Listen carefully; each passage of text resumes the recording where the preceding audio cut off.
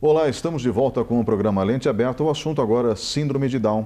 Comigo no estúdio está o professor Nelson Canabarro, professor da Universidade Tecnológica Federal do Paraná e que tem uma criança muito especial em casa. Ou seja, professor, hoje aqui o senhor tem o grato trabalho de representar famílias que foram, como eu posso dizer, presenteadas com essas criaturas amorosas que são as crianças com síndrome de Down. Porque eu acho que é uma das principais características. Eu me lembro que eu convivi com alguém que tinha síndrome parecida, não era síndrome de Down, mas uma síndrome parecida, e era meu tio. Então eu cresci com essa figura muito amorosa em casa.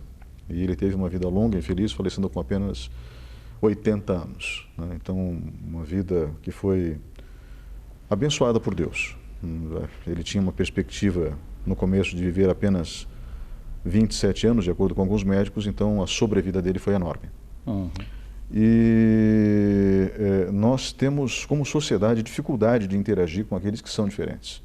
Eu gostaria que o senhor trouxesse para o público de casa agora a sua experiência de conviver com a síndrome de Down e, principalmente, repassar ao público orientações de como nós devemos conviver com os portadores da síndrome. Boa tarde, boa noite. É o seguinte, né? Primeiro, existem algumas mistificações, assim, né? Eu sempre ouvi ao longo do tempo, só pais especiais recebem filhos especiais. E, assim, ninguém tem nada de especial. Eu não tenho nada de especial, sou um homem normal, minha esposa é uma mulher normal. Todos os meus amigos que têm filhos autistas, filhos com síndrome de Down e outras síndromes, cadeirantes, são pessoas normais. Nada de especial, né?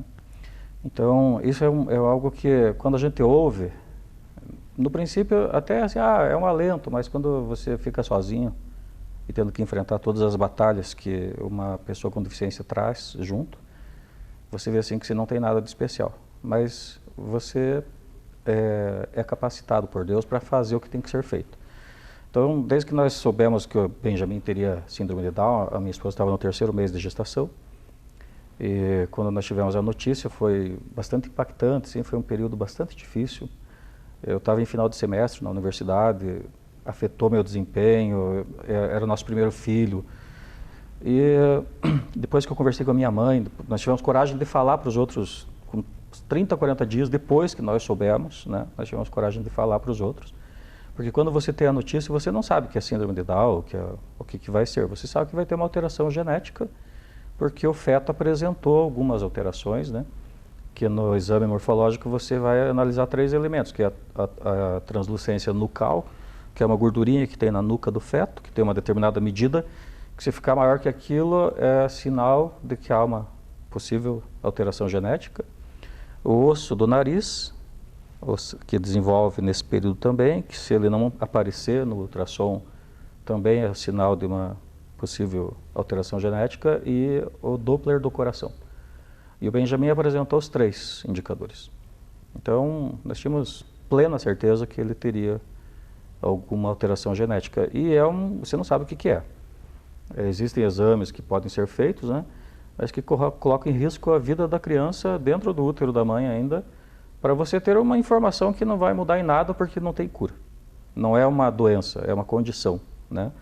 É uma condição que vem junto com a criança, que no cromossomo 21, ao invés de ter 2, tem 3 genes. Essa é a trissomia do cromossomo 21. E a criança com síndrome de Down, ela tem trissomia do cromossomo 21, e que traz, né, algumas questões físicas e mentais no conjunto, né, de acordo com o número de células, a porcentagem de células do feto que são afetadas pela trissomia. Que também existe essa questão que pouca gente sabe, né? Então, quando uma criança tem uma síndrome de Down, ela pode ter todas as células do corpo com trissomia e pode não ter todas as células do corpo. O Benjamin tem 46% das células com trissomia e 54% não. Então, isso traz algumas comorbidades que são importantes aí no desenvolvimento da criança, né, e que vão acompanhar pela vida toda dele. Muito bem, nós levamos 1 mês para aceitar. Aí eu conversei com a minha mãe, que ainda era viva na época, contei para ela, né, nós tínhamos muita proximidade, eu e minha esposa com a minha mãe, Contei para ela da condição do nosso filho, né? E ela falou assim, me chamava de Nelsinho, né? Nelsinho, você sempre trabalhou com crianças e filhos de muita gente fazendo projetos aí que eu sempre fiz, né? E eu trabalhei em todas as entidades que trabalham com deficiência em Ponta Grossa, eu fiz algum projeto ao longo da minha vida. E agora você tem um na tua casa, o que você vai fazer? Daí eu falei para ela assim, eu vou fazer dele o que ele quiser ser. E a partir dessa conversa com a minha mãe, nós ganhamos força, conversamos com o padre que fez o nosso casamento, eu lembro do Padre Mário, Benjamin já tinha nascido, né? Conduzimos a gestação normalmente. Eu falei para a Daniela, Benjamin não merece uma gestação com sofrimento, ele merece uma gestação feliz, a gente espera, a gente quer o filho.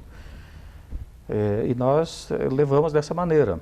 Quando ele foi nascer também foi uma surpresa, adiantou 23 dias com emergência, então não foi no roteiro esperado, né? E veio o Benjamin, nasceu com catarata congênita, com 40 dias fez uma cirurgia, então ele usa óculos desde então, retirou o cristalino dos 2 olhos, e ele começou usando óculos com 18 graus e agora usa óculos com 10 graus. E quando chegar com o olho no tamanho adulto, ele vai colocar a lente artificial no interior dos olhos e vai poder eliminar um pouco da dependência dos óculos.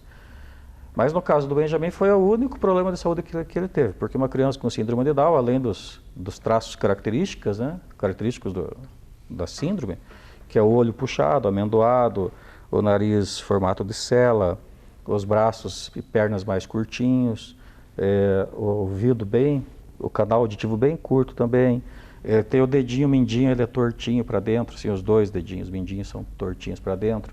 Então tem vários sinais externos, né, da síndrome que acompanham a criança com síndrome de Down e que é muito claro, todo mundo sabe o que é, né? E tem a questão do atraso cognitivo que afeta o desenvolvimento, aprender a falar, atrasa bastante, anda mais tarde.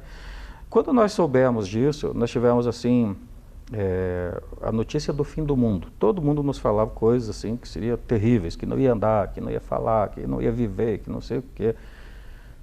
E eu sempre, na minha vida, tive uma filosofia. Eu escuto aquilo que edifica.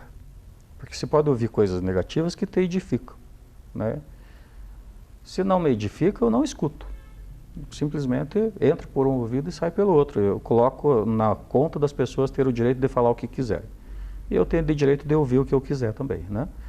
E eu conduzi junto com a minha esposa, a gente se reconstruiu psicologicamente. A pastoral da família aqui da Igreja Nossa Senhora da Saúde teve um papel importantíssimo nisso, porque foi uma comunidade que a gente fazia parte, né? Nos acompanhou, nos aconselhou, estava sempre juntos. E quando nós fomos fazer o chá de bebê do Benjamin, a gente viu o quanto de amor ele teria, porque nós tínhamos uma expectativa de ter umas 20 pessoas e recebemos 150 pessoas. Gente que nem foi convidada foi lá, e obviamente foi bem-vindo, né? Para dar as boas-vindas para o Benjamin. Então, esse é o quadro, né, a história que nós tivemos. E começamos, então, quando ele veio, todos os exames, tudo que precisa fazer, acompanhamento para fazer as medições cardíacas e acompanhamento e tudo mais, porque é muito comum cardiopatia na síndrome de Down, né? Então, as crianças acabam fazendo cirurgia muito jovens, assim, muito pequenininhos ainda, para corrigir alguns probleminhas do coração. E nós tivemos, assim, o Benjamin não teve, talvez pela composição celular dele, não teve nenhuma doença acessória, assim, a síndrome de Down.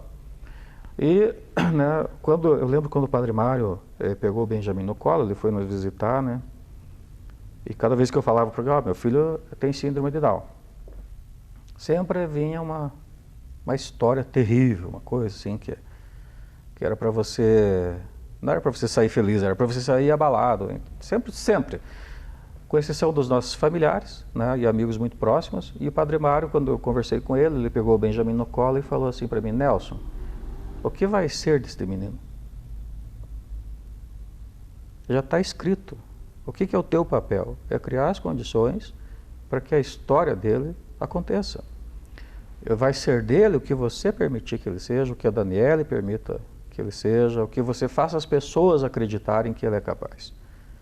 Se você não acredita nele, ninguém vai acreditar nele e ele não vai ser nada. E se você acredita nele, todo mundo vai acreditar nele e ele vai ser tudo o que ele quiser.